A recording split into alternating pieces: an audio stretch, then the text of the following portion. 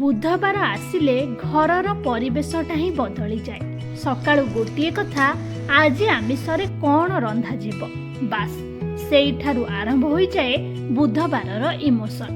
Market ଯିବା, fresh ମାଛ କିଣିବା, ଆଉ 12ଟା ବାଜିଲେ ରୋଷେଇ ଘରୁ ଆସୁଥିବା ସେଇ ସୁଗନ୍ଧ, ଏଇ ଛୋଟ ଛୋଟ ମୁହୂର୍ତ୍ତ ହିଁ ବୁଧବାରକୁ ସ୍ପେଶାଲ କରିଦିଏ। ଆଜି ମୁଁ ରାନ୍ଧିଛି ଚୁନା ମାଛ। ଛୋଟ ମାଛ ହେଲେ ବି ଏହାର ସ୍ୱାଦ ଆଉ ମଜା ଏକଦମ ନିଆରା। ପଖାଳ ଭାତ ସାଙ୍ଗକୁ ଚୁନା ମାଛର ଭଜା, ବାସ୍ ଏତିକିରେ ମନ ଆଉ ପେଟ ପୁରା ଖୁସ୍।